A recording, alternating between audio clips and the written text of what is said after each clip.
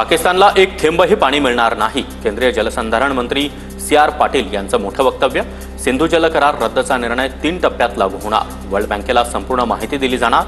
Amit शहांसोबत CR Patil यांची बैठक. पाकिस्तानसोबतचा सिंधू जल करार रद्द करण्याच्या केंद्र सरकारच्या निर्णयाचं ओमर अब्दुल्ला यांच्याकडून स्वागत.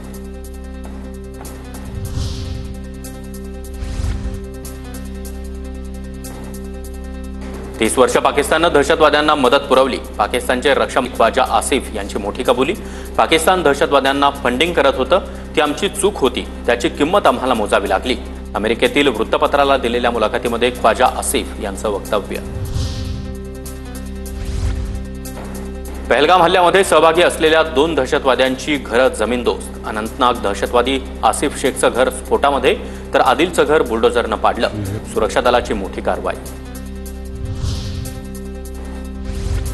गृहमंत्री अमित शहांची सर्वच राज्यातील मुख्यमंत्र्यांसोबत चर्चा. पाकिस्तानी नागरिकांना तात्काळ परत पाठवण्यासह संबंधित व्हिसा रद्द करण्याचे आदेश.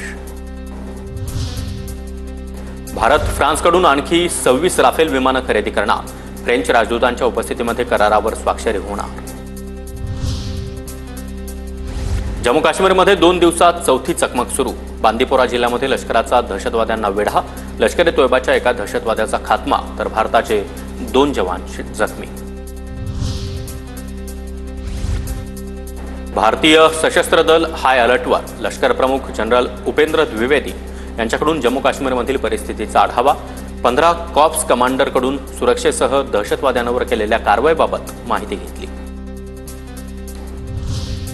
लेफ्टनंट गव्हर्नर मनोज सिन्हा यांच्याकडून लष्कर प्रमुखांची भेट. सिन्हा यांच्याकडून नॉर्दर्न कमांडच्या लष्कर प्रमुखांसोबत सुरक्षा परिस्थितीचा आढावा. हल्ल्यामधील गुन्हेगारांना त्यांच्या कृत्याची मोठी किंमत मोजावी लागेल. LG सिन्हा यांचा इशारा.